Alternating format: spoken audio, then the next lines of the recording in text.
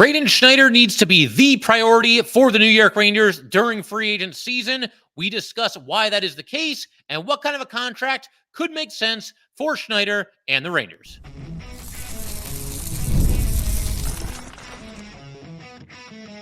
You're Locked on the New York Rangers, your daily podcast on the New York Rangers.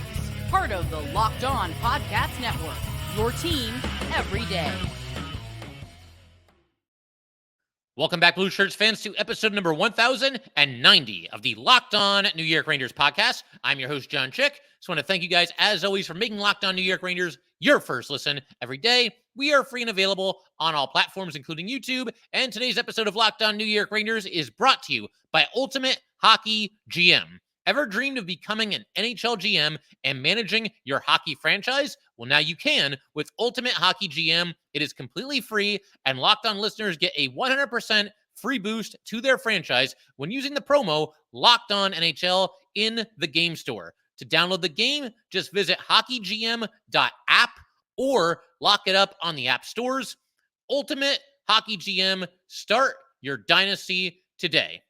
And so we're going to continue our offseason series here, taking a look at every single New York Ranger free agent, the restricted free agents, the unrestricted free agents, even the AHL free agents, the whole 9 yards. In case you missed it, in some recent episodes, we've covered both Braden Schneider and Kaapo Kakko. There's an episode for each one of those players in the not-too-distant past, and you can look those up if you want my thoughts on those players. For right now, though, today we're going to be taking a look at Braden Schneider. We're also going to discuss, Karl Henriksson leaving the Hartford Wolfpack and basically just not a good draft pick by the Rangers, taking him in the second round a couple of years back.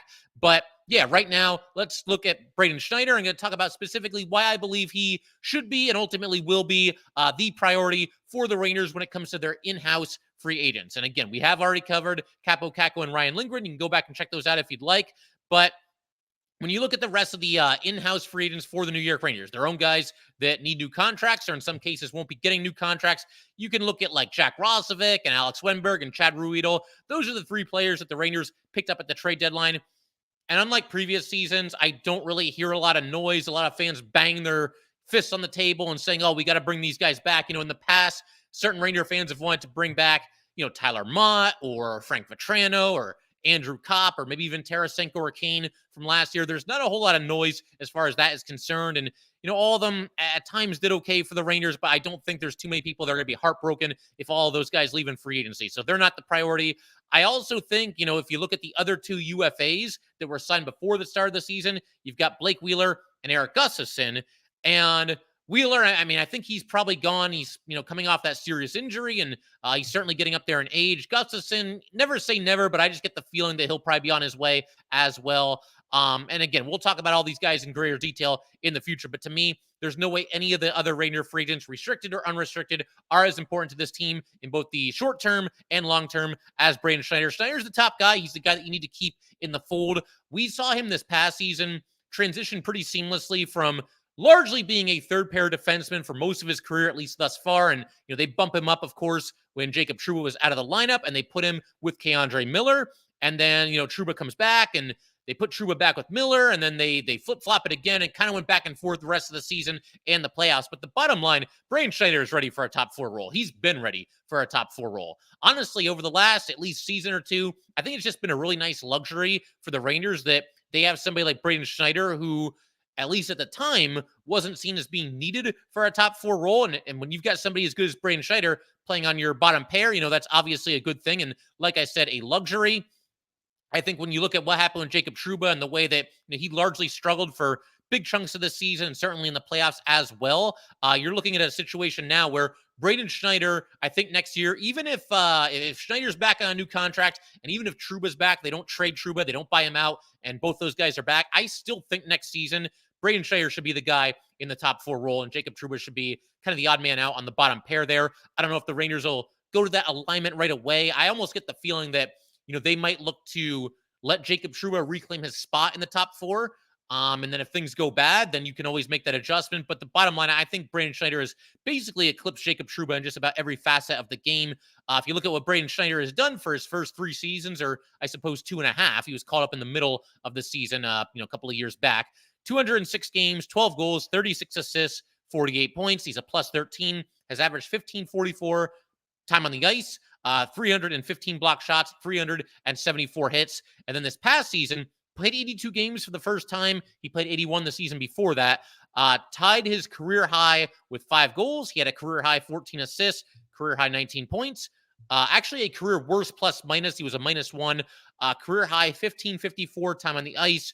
Career high 133 block shots. Career high 167 hits. So obviously somebody that's willing to do the dirty work, as evidenced by those last 2 stats there.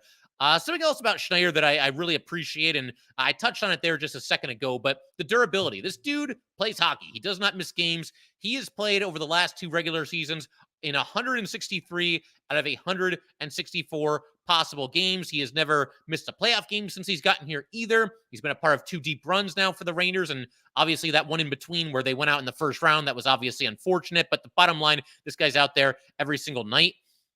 And, in comparing him to another Ranger restricted free agent who, as I mentioned, it might finally cause the implosion of Ranger Twitter, because there's some spirited debates on there, obviously. And Ryan Lindgren, it feels like that might be the debate that ultimately breaks this fan base and completely starts a civil war, because you can make a really strong case for both keeping him in the fold and you can make a really strong case for trading him. Lindgren just plays such a physical style, and he does get injured a lot. Now, as I mentioned in our Ryan Lindgren episode not too long ago, the nice thing is that when Lindgren does get hurt, it doesn't seem like he stays out of the lineup for that long. He gets back sooner rather than later. But again, he's having all these injuries in his early to mid-20s. It is fair to wonder, as he starts to get older, will these injuries start to pile up? Will they start to keep him out of the lineup for longer periods than we're used to over the last handful of years? Those are certainly, debatable points. But with Schneider, it's kind of the opposite. Now, Schneider's obviously younger than Lindgren, but then again, that's another point in his favor. Like, if you're in a situation where you can only keep Schneider or Lindgren, you only feel comfortable extending one of them and you trade the other one, I think for sure what I would do, and this is a big Ryan Lindgren fan saying this, so it pains me to say this, but Braden Schneider would be my choice between the two of them to keep him with the Rangers long term, and then you trade Ryan Lindgren. I hope there's still a way that maybe you can keep both of them. Again, it's the Ryan Lindgren debate is going to split the fan base completely in half, and I understand that, but yeah, Braden Schneider to me is the better long-term investment of the 2 players. Just less injury prone, at least so far, and younger, and probably a little bit more upside going forward as well. Another reason why I think you got to keep Schneider in the fold here is there all of a sudden are a lot of Ranger defensemen who seem to be facing some uncertain futures with this team. You look at Jacob Trouba. We just did a whole episode where we talked about the possibility of buying him out and what that might entail. And could you trade him? His full no move is about to become a limited no move, where he can only block trades to half the teams in the NHL. So that's certainly an option worth exploring for the Rangers. You got Ryan Lindgren. I mean, we just talked about him. He's an RFA. Do the Rangers not feel good about the way he's going to age? Do they trade him this offseason as a result of that? That's possible. K'Andre Miller, I mean, he's under contract for just one more year. And, there's some Ranger fans that feel that, he should play more physical. And I would keep K'Andre Miller in the fold. I think overall he's done a nice job for the Rangers thus far, but at least a couple of question marks there. Zach Jones, he can never really stick in the lineup. Does he want to go somewhere else? Would the Rangers explore that possibility? That's fair to wonder as well. Gustafsson and Ruhwedel, they're both UFAs. They could very easily be on the way. Even somebody like Matthew Robertson, a former second-round pick here, even he's an RFA right now. And even if he's back, I mean, are we ever going to see him? There's never any real chatter of him making his Ranger debut. So you look at all this, the entire landscape here, all the other Ranger defensemen, and to me, it just makes it that much more important to get somebody, a good player like Braden Schneider, a very steady, reliable, durable player like Braden Schneider, locked up to a long-term deal. Because really, as far as like Rangers that we know for a fact are going to be back next year, Ranger defensemen, that is, you're basically looking at Adam Fox, and that's about it. Like, I don't see them trading Braden Schneider. But then you see fans throwing out these, fantasy trade ideas of bringing in Brady Tkachuk, and we'll dive into that topic deeper in a future episode. But yeah, I mean, Brady Tkachuk is not going to come cheap. If the Rangers can do a deal for Tkachuk, I mean, it's something worth looking at. Does Braden Schneider become like the last piece of that trade? It's fair to wonder, but barring anything like that, I do think the Rangers will figure out a way to get it done with Braden Schneider and keep him in the fold. And there's a lot of people looking at like a bridge deal for Braden Schneider.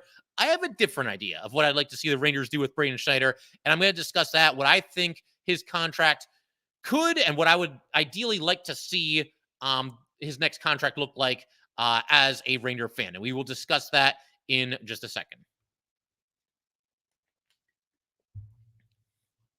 All right, we just want to take a minute to let everybody know that today's episode of Locked On New York Rangers is brought to you by Ultimate Hockey GM. What is going on, Locked On New York Ranger fans? Want to let you know about our new mobile partner, Ultimate Hockey GM. Ever dreamed of becoming an NHL GM and managing your hockey franchise? Do you think you could run the Rangers better than Chris Drury? Well, your dream can come true, and this game is most definitely for you. Manage every strategic aspect of your team, play through the seasons, and lead it to glory. Hire the right coaches and the right staff, trade players or draft picks, navigate through free agency and the draft, all in a challenging and realistic game world. As Ranger fans, you guys know there is no offseason. GMs are constantly making moves at every point of the year to improve their team's chances, and that is why I think you are going to love this game. Ultimate Hockey GM is completely free and playable offline. Play on the go, as you want, and when you want to. By the way, Locked On Network listeners get a 100% free boost to their franchise when using the promo Locked On NHL in the game store. So make sure to check it out. Download the game. Just visit hockeygm.app, hockeygm.app, or look it up on the app stores. Ultimate Hockey GM. Start your dynasty today.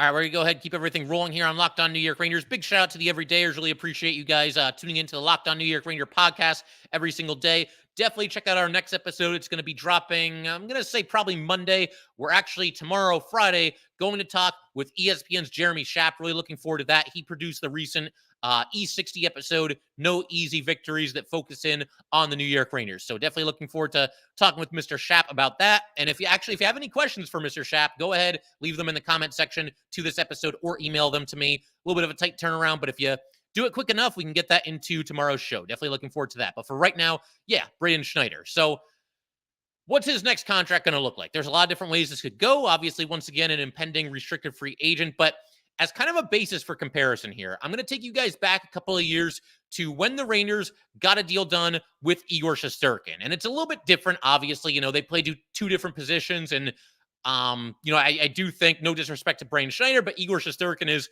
basically, one of the absolute pillars of your franchise. I think Schneider could get there as well, but the goalie position, by its very nature, is just so important. So it's not exactly the same, but there is kind of the same concept here for what I'm about to talk about. So take a little bit of risk, as the Rangers did with Igor Shesterkin a couple of years back. A little bit of a leap of faith. Trust your guy. Trust the guy that you drafted. And sign him right now, long-term, for less money now than you would have to pay for him later. If you guys remember, with Igor Shesterkin, his first contract extension with the Rangers, that happened going into the 2021-2022 season. Igor signed a deal with the Rangers for 4 years that was worth $5.67 million per season. Honestly, it's one of Chris Drury's more underrated moves as the Ranger GM, because he did what I just mentioned. He took a little bit of a leap of faith, a little bit of a risk, rolled the dice just a little bit, and signed Igor, who at that time was very unproven. I mean, they felt good about him, obviously. But at that time, no goalie in NHL history had ever gotten that big of a contract after having played that few games. And obviously it paid off in a massive way.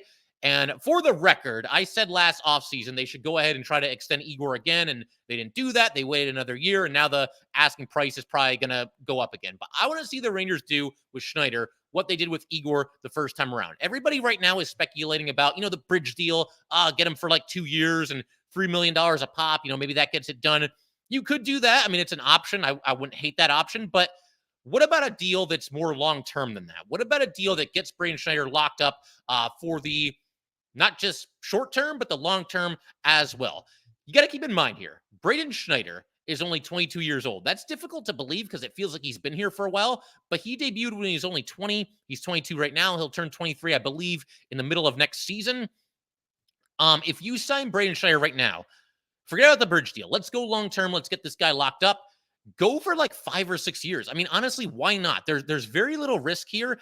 And if you sign him long-term, you then have the chance to do what the Rangers did with Vincent Trocheck and keep the average annual value as low as possible. And on one hand, I don't want to make it sound like I'm trying to cheat Braden Schneider out of money, but as we know, this is a business and GMs have to make moves and players have to decide what's best for them.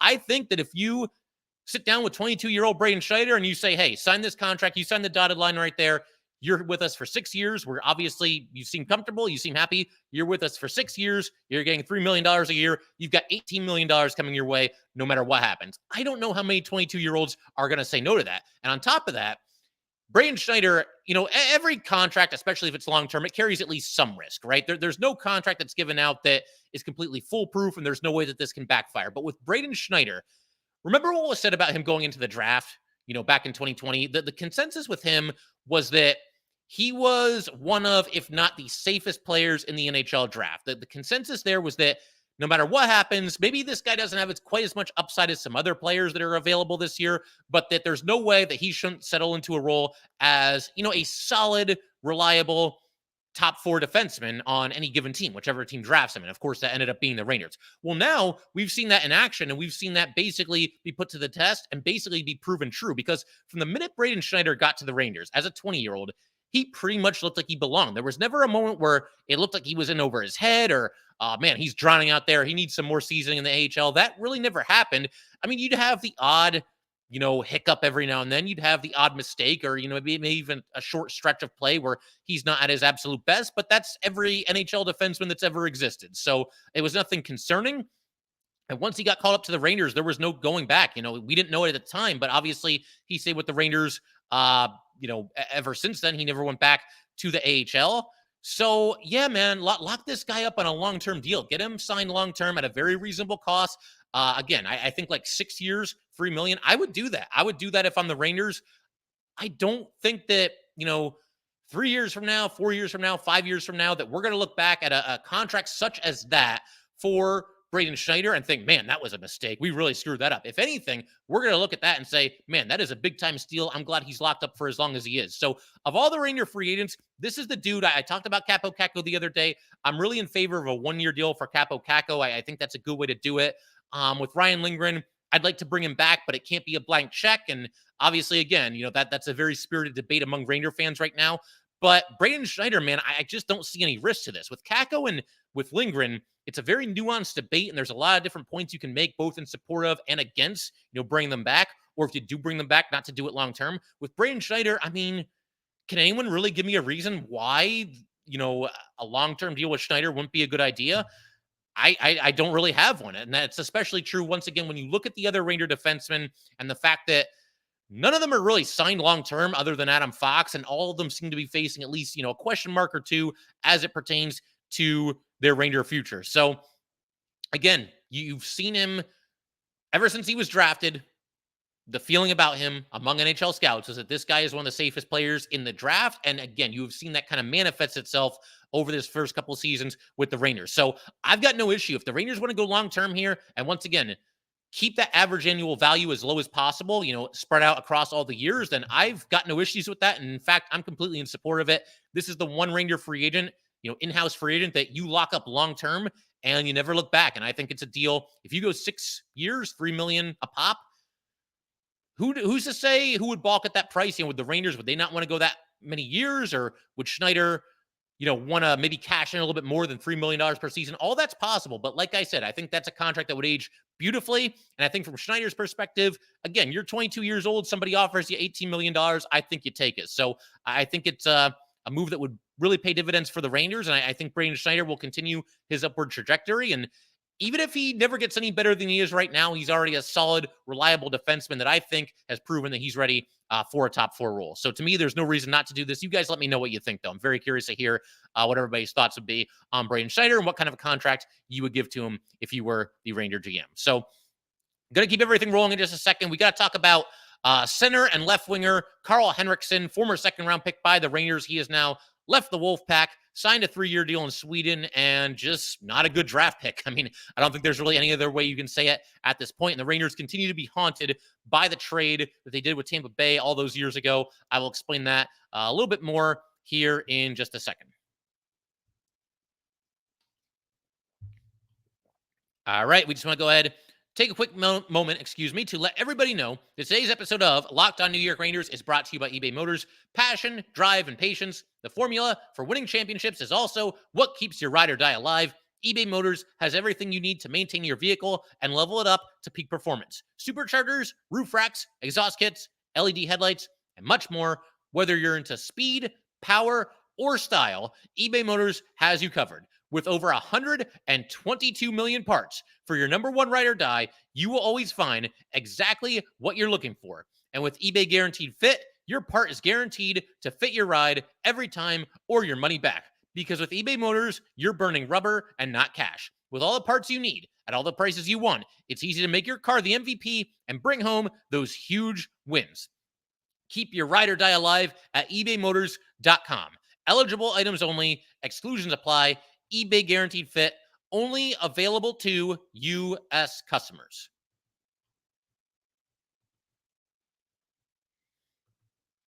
All right.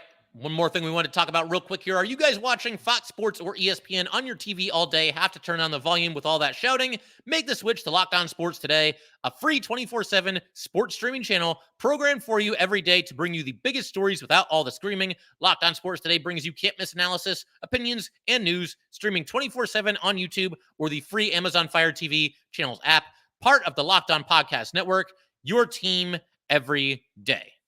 So let's go ahead, keep talking about, well, we've concluded with Braden Schneider. And as I mentioned, I'd like to see him locked up on a long-term cost-effective deal with the New York Rangers that is fair to both parties. But now let's go ahead and talk about another transaction of sorts that has just happened. Once again, center and left winger Karl Henriksson is no longer with the Hartford Wolfpack. He signs a 3-year deal in Sweden, and no matter how hard we try, we cannot escape this just miserable trade that the Rangers executed with the Tampa Bay Lightning. You guys remember it sent Ryan McDonagh and JT Miller to Tampa Bay. In the past, I've referred to the Rick Nash trade. Rangers sent Rick Nash to Boston all those years ago. I've referred to that as the gift that keeps on giving. I don't know what this trade with Tampa Bay is. This is the curse that keeps on cursing the Rangers, because right when you think it's over, right when you think there's no more, paths coming out of that trade, no more ripple effects from that trade, something like this happens. Karl Henriksson, and I'll discuss that trade in greater detail in just a second, because why should I be alone in reliving my misery of that Ranger Tampa Bay trade? You guys are going to have to share it with me. But as for Karl Henriksson, he was a second-round pick, number 23 overall, back in 2019. He is now 23 years old. And it's funny because we see different Rangers, guys that are drafted the same year as him, guys that are drafted even more recently than him. We see them get called up, make their debut with the Rangers, and in some cases stick with the team. Matt Rempe, I think, is a great example of that from this past season. But yeah, with Henriksson, you just don't really hear a whole lot about him. There was never really any reports that the Rangers were thinking about giving him a promotion, from the beat writers or anything like that. Even fans, fans love their prospects and they love their homegrown stars. And, oh man, we want to see this guy. We want to see that guy. Nobody was really calling for a Karl Henriksson promotion. And obviously it never did happen. And as far as that draft class is concerned, that was the year Kaapo Kakko was taken number 2 overall. You had Matthew Robertson in the second round, Henriksson also in the second round, Zach Jones in the third round, Hunter Skinner in the fourth round, Levi Aaltonen in the 5th round, Adam Edstrom, we saw him this past year in the 6th round, and Eric Ciccolini in the 7th round. There have been worse Ranger draft classes, but there have certainly been better Ranger draft classes as well. And in the case of some of these guys, the book is still kind of out. Kaapo Kakko is one. We'll see what happens there. Zach Jones in the 3rd round, maybe he finally, grabs that 6th defenseman role this upcoming season. Hunter Skinner was traded. Matthew Robertson, who knows if we're ever going to see him. We'll see how it goes, but not a great draft class there for sure. And again, there's really no other way to say it as it pertains to Karl Henriksson at this point. This was a bust, a waste of a second-round draft pick. Henriksson's not going to go down in infamy among Ranger fans the way that somebody like Lias Andersson or Vitaly Kravtsov did, simply because both of those players, they were gigantic busts, but they were also taken with top 10 overall picks. So taking Karl Henriksson in the second round, toward the end of the second round, I believe number 58 overall, not the complete catastrophe of Kravtsov or of Anderson, but it's not good either. You take somebody in the second round, you're looking for them to be a difference maker. Look at Will Cooley from this past season. He got his chance, took the bull by the horns, so with the Rangers the entire season, and seems to have a bright future. And with Henriksson or any other second round draft pick, you're looking for that guy to eventually be a big time player for your team, or at the very least, maybe a trade bait. You're contending for a cup and you want to flip a prospect in exchange for somebody that can help you right here and right now. And Karl Henriksson's never going to be any of those things for the New York Rangers. And, Anderson and Kravtsov, obviously they were really bad and didn't contribute anything to the Rangers, and neither one of them's even in the NHL at this point. At least those two ended up getting a shot. And I feel like maybe the reason for that if you're taking the top 10 overall, at a certain point as an organization, as a franchise, you have to say, what the hey, let's just throw them out there and see how it goes. The Rangers did that with both players. Did not work out well, obviously. With Henriksson, man, they never even got to that point. And again, he's a second rounder, so it's a little different. But man, I mean, think of all the players that have gotten called up and gotten sent down. I mean, Riley Nash was up for a game this past year. There were a couple other, random players as well. And again, it never seemed like Henriksson was even under any consideration to be promoted. And yeah, just not good overall. And if you look at this trade between the Rangers and Tampa Bay, because once again, this is the trade that we just cannot escape on here. Every couple hundred episodes or so, we have to bring this back up. But again, bunch of years back, I think 2019 is when it was, or 2018, Rangers send McDonough and JT Miller, Ryan McDonough and JT Miller to the Tampa Bay Lightning in exchange for 3 players and 2 draft picks. The Rangers get Vlad Namestnikov. And by the way, we should start with the 2 players the Rangers gave up. Ryan McDonough goes on to win 2 Stanley Cups with the Tampa Bay Lightning, goes to Nashville for 2 years. Now he's back with Tampa. We'll see how that goes. But he did win 2 cups there. And I understand the Rangers were rebuilding, so I get it. But still, it worked out well for McDonough. And Miller ends up in Vancouver and has become a superstar. Broke 100 points this past season. So not good. And this is what the Rangers got for all that. They get Vlad Namestnikov. They basically gave up on him about a year and a half later, traded him for Nick Ebert and a 4th-round pick that they use on Kalle Väisänen. And Namestnikov has basically just been bouncing around the league since then, and another player that really hasn't reached his full potential. The Rangers, of course, also got Brett Howden. He never really did much of anything with the Rangers. Good penalty killer, but offensively fell just, light years short of expectations. Rangers trade him to Vegas 3 years later, and they get Nick DeSimone and a 4th-round pick that they use on Noah Laba. So it's not going very well so far as what the Rangers got from Tampa Bay in this trade. They also got Libor Hajek, and I mean, they tried. They tried with Libor Hajek. He ends up playing 110 games with the Rangers. There were times where maybe the door was cracked for him to become a fixture in the lineup. There were times where there was at least competent play from Hajek, but let's be real, he fell short of expectations as well. He signs a PTO with the Penguins this past offseason, plays 11 games for the AHL team of Pittsburgh, and my understanding is they mutually agreed to part ways, and Hajek signed with HC Dynamo Pardubice of the ELH. I don't really know where that team is located or what that league is, but that's where Hajek is as of now. The Rangers also get in this trade a 2018 first-round pick. They use it to select Nils Lundqvist. Obviously, that did not work out either, but the Rangers at least flipped him to Dallas in exchange for a first-round pick and a 4th-round pick that will be coming up in 2025. The Rangers then use that first-round pick to trade. They trade it to St. Louis as part of the deal that brought in Vladimir Tarasenko and Nico Mikkola a couple seasons back. And then the last asset of this trade with Tampa Bay, this wonderful trade that we all love talking about, a 2019 second-round pick, and that was the pick they indeed used to take Karl Henriksson. And obviously that did not work out in any conceivable way.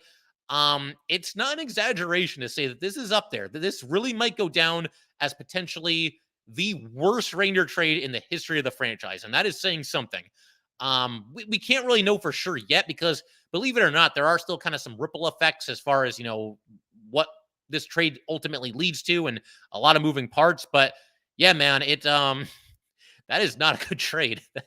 That is a complete disaster. That really might be, and maybe we'll do a whole episode on that. We did an episode a while back where we looked at Drury and every move that he had made since becoming the Ranger GM.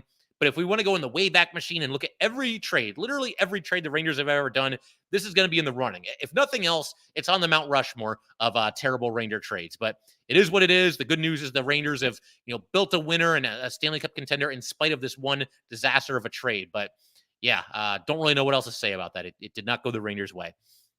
Figure we can call it there. One last reminder here, though, before we, end this episode.